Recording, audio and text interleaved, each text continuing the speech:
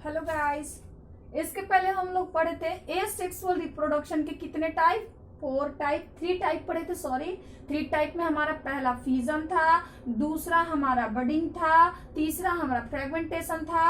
अब हम पढ़ेंगे चौथा नंबर एसेक्सुअल रिप्रोडक्शन का टाइप, जिसका नाम है रीजेनेरेशन, है ना। रीजेनेरेशन, इसको हिंदी में हम क्या बुलाते हैं, तो हिंदी में हम इसको बुलाते हैं पुनर्उद्भवन, है ना, पुनर्उद्भवन। तो पुनर का मतलब क्या होता है, पुनर का मतलब होता है अगेन, है ना, अगेन। या हम इसको हिंदी में बोल सकते हैं मैम फिर से, है ना, फिर से बोल सकते हैं, या मैम हम इसको दोबारा बोल सकते हैं, है ना।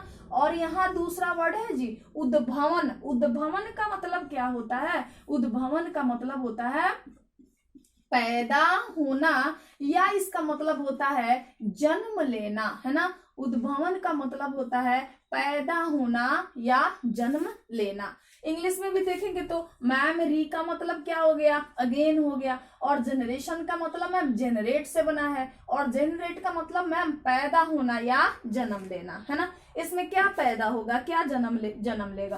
तो इसमें क्या होगा कि कोई ऑर्गेनिज्म है जिसके बॉडी का पार्ट ब्रेक कर जाएगा, कट जाएगा, टूट जाएगा, है ना। तो देन उसके बॉडी का पार्ट ब्रेक कर जाने से, कट जाने से, टूट जाने से उस ऑर्गेनिज्म को क्या हो जाना चाहिए था, डेड हो जाना चाहिए, मर जाना चाहिए। लेकिन क्या होता है, डेड नहीं होगा, है ना। जैसे मैं एग्जाम्पल बता दो, तो एग्जाम्पल, इसका बेस्ट एग्जाम्पल है स्टार फिश, है ना। क्या है, स्टार फिश, है ना। स्टार फिश में क्या होता है, तो मैम स्टार फिश के पास 6 आर्म्स होते हैं, है ना। अगर किसी भी कारण मैम इसके बॉडी को हमने कितने पार्ट में कर दिया मैम, 2 पार्ट में कर दिया मैम, तो इसके आधे पार्ट कहाँ चले जाएंगे मैम, इसके आधे पार्ट मैम एक तरफ आ गए, और आधे पार्ट इसके क्या हो गए मैम, एक तरफ आ गए, है ना। मैम इसके आधे आधे पार्ट क्या हो गए, 2 तरफ आ गए, है ना। तो देन मैम इसको क्या हो जाना चाहिए, मर जाना चाहिए, है ना। लेकिन ये मरेगा नहीं। इसके बॉडी में, इसके सेल में, इसके टिश्यू में इतनी पावर होती है कि ये क्या करेगा, अपने लॉस पार्ट को अगेन से डेवलप कर लेगा, है ना। अपने लॉस पार्ट को अगेन से ये डेवलप कर लेगा। और डेवलप करके मैम एक स्टार फिश था, अब कितने स्टार फिश बन गए मैम, 2 स्टार फिश।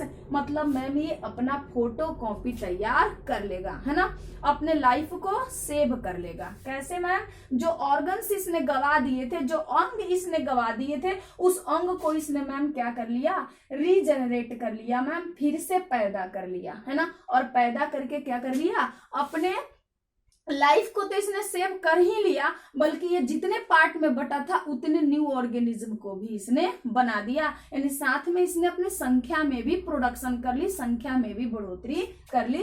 तो इसको हम क्या बोलेंगे, इसको हम बोलेंगे मैम रीजनरेशन।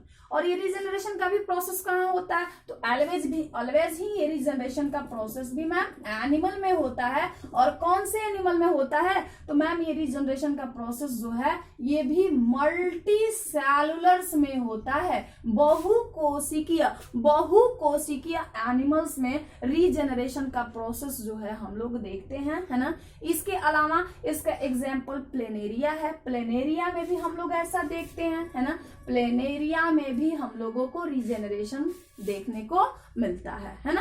तो देन ये हमारा हो गया रीजेनरेशन, है ना। अगले क्लास में हम लोग एसेक्सुअल रिप्रोडक्शन का जो 5th टाइप है ना, जिसका नाम है स्पोर फॉर्मेशन, है ना। तो स्पोर फॉर्मेशन के साथ मिलेंगे। तब तक के लिए ओके बाय। आप रिवीजन कीजिए, पढ़िए।